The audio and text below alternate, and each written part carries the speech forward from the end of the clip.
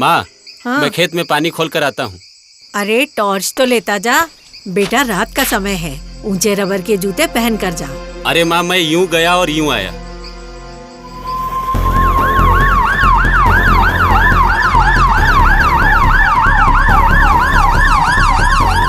चलो चलो चलो, पहुंच आंखें खुली रखो।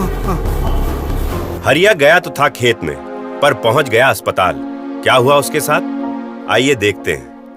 हरिया ने अपनी माँ की बात नहीं मानी। वो खेत में बिना टॉर्च, बिना दस्ताने और जूतों के सिर्फ चप्पल पहन के चला गया।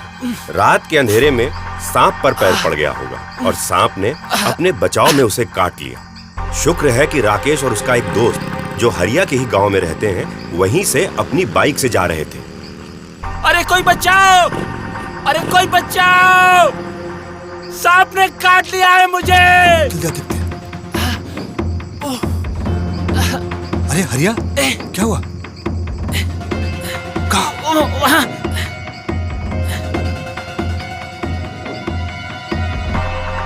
राकेश ने सांप को टॉर्च से देख लिया। राकेश ने देखा कि सांप अभी भी वहीं है और अपने जाने का रास्ता खोज रहा है। तभी राकेश हरिया को वहां से दूर ले गया ताकि सांप हरिया को दोबारा न काट सके। आराम से चलो चलो, जल्दी जल्दी संभालिए, आराम से पैर संभाल। अरे ये हरिया को क्या हुआ? अरे क्या हो गया है? ये चप्पल निकाल दो। निकाल के यहाँ कोई कपड़े से सांप की काटी हुई जगह को बांध दो। आप लोग पीछे आप लोग, इसका बेल्ट भी निकालना पड़ेगा। राकेश भैया, जख्म को ब्लेड से काट दो ताकि सांप का जहर शरीर से बाहर निकल जाए। अरे राकेश, खून चूसकर सांप का जहर बाहर निकालने की कोशिश करो।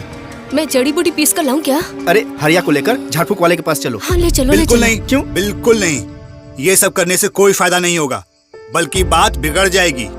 सांप काटने का इलाज सिर्फ अस्पताल में ही हो सकता है। हमें इस वक्त हरिया को सिर्फ अस्पताल लेकर जाना चाहिए। आप एम्बुलेंस बुलाइए। हाँ ठीक है। फोन करो।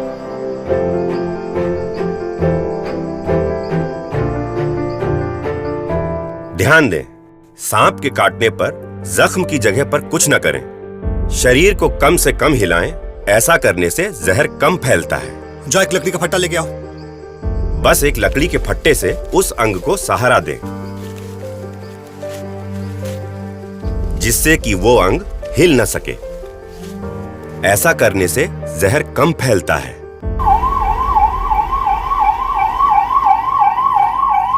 राकेश ने बिल्कुल सही किया। लोगों की बात नहीं मानी और हरिया को अस्पताल ले आए।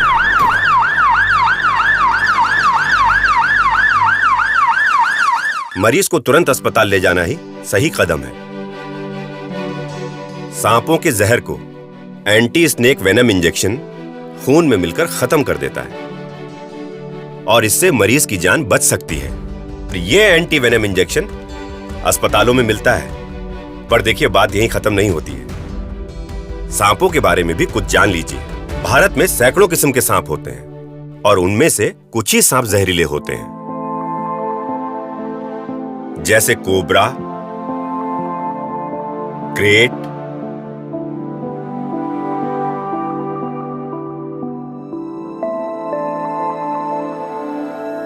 Saw scaled viper, Russell's wiper इत्यादि। हम सभी को ध्यान देना है कि सांप से हमारा सामना कम से कम हो, और इसके लिए क्या क्या सावधानियां हमें रखनी है, आइए देखते हैं। सांप चूहों के पीछे पीछे अक्सर घर में आ जाते हैं, इसीलिए चूहों के घर में घुसने के रास्ते बंद करें और बिल को तुरंत भर दें। इसी तरह मुर्गे मुर्गियों को घर से दूरी पर रखें।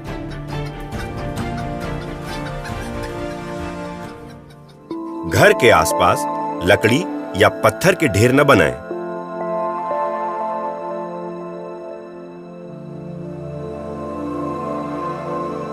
ढेर हैं तो वहां सावधानी से जाएं।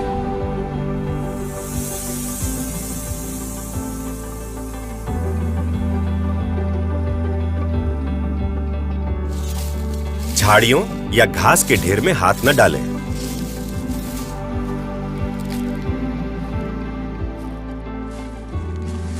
रास्तों से पत्ते हटाएं और उन्हें साफ रखें।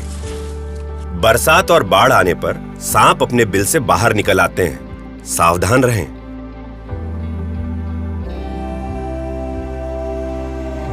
जमीन पे अगर सोना है तो मच्छरदानी को अच्छे से लगाकर और उसके किनारों को दबाकर सोएं।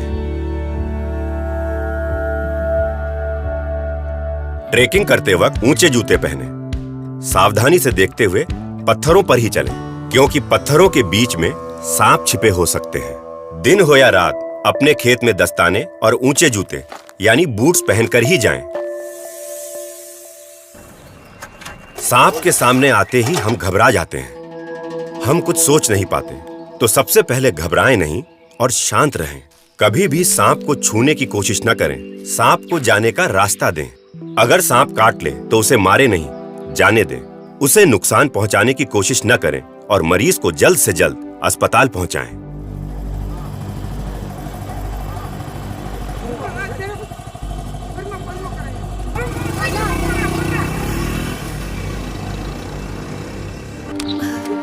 डॉक्टर साहब, हमारा हरिया ठीक तो हो जाएगा ना?